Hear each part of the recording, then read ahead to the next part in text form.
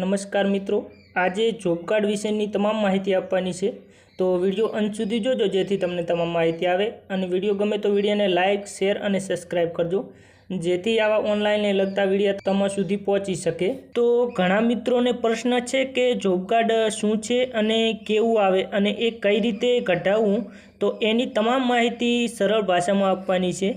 તો મિત્રો, સૌથી પહેલાં આપણે જોબ કાર્ડ શું છે અને કેવું આવે એના વિશેની વાત કરીએ.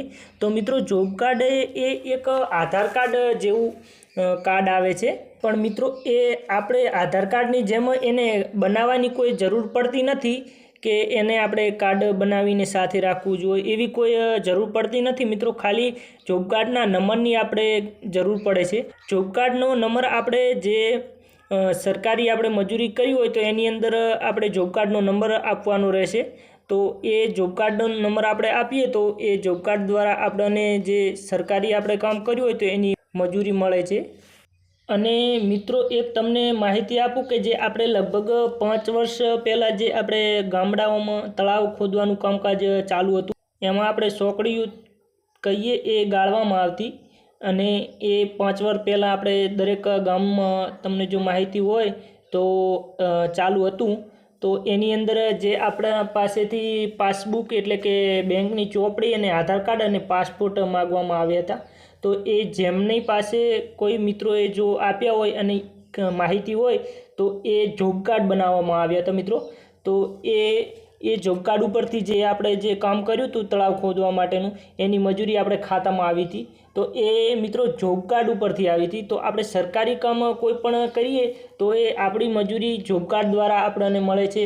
ડાયરેક્ટ આપણે બેંક ખાતું આપીએ તો એમાં મજૂરી મળતી નથી. અને મિત્રો, આપણે સરકારી મજૂરી કરતા હોય તો આપણે જોબ કાર્ડ હોવું જરૂરી છે. અમુક આપણે આ સરકારી RCC રોડ આવે એમાં મજૂરોને જે મજૂરી ચૂકવવામાં આવે છે એ કંત્રાટીઓ દ્વારા ચૂકવવામાં આવે છે. પણ મિત્રો, એ જોબ કાર્ડ દ્વારા આગળ સરકારમાંથી પણ એમને મળે છે.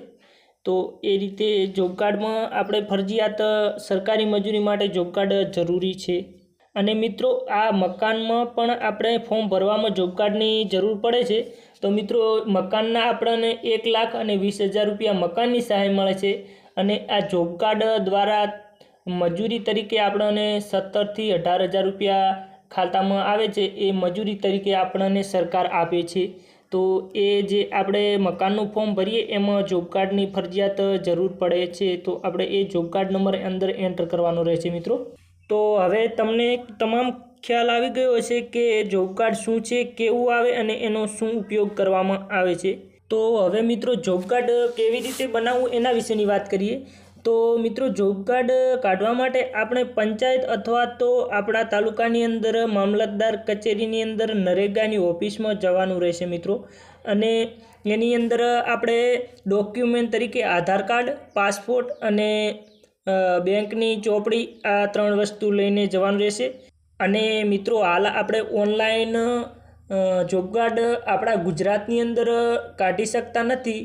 અને આપણે ફરજિયાત પંચાયત આપણા ગામની અંદર જે પંચાયતમાં આપણો VCનું કામ કરતો હોય ઓનલાઈનનું, એની પાસે જવાનું રહેશે. અથવા તો જો તમારે VC ગામની અંદર તમને માહિતી ના હોય તો તલાટીને વાત કરવી.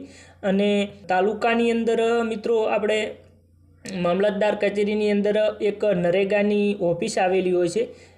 મામલતદારની અંદર મિત્રો અલગ અલગ વિભાજન હોય છે. જે નરેગાની ઓફિસ પણ અલગ હોય છે, પછી આપણે આ મકાનના કામકાજની પણ અલગ હોય છે, જમીનના કામકાજની પણ અલગ હોય છે.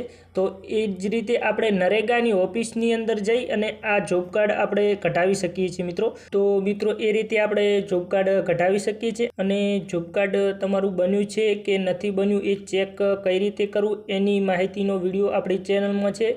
તો એ ચેક કરવું કે તમારું જોબ કાર્ડ બન્યું છે કે નહીં એ ચેક કરવા માટેનો વિડીયો છે આપણી ચેનલમાં. તો એ જોઈ અને તમારે ચેક કરી લેવું કે તમારું જોબ કાર્ડ બન્યું છે કે નથી બન્યું. તો મિત્રો, આ રીતે આ તમામ જોબ કાર્ડની તમને માહિતી આપી એ પ્રમાણેની હતી. તો આમાં કોઈ પણ તમને પ્રોબ્લેમ હોય તો કોમેન્ટ કરજો, જરૂરથી રિપ્લાય આપીશ.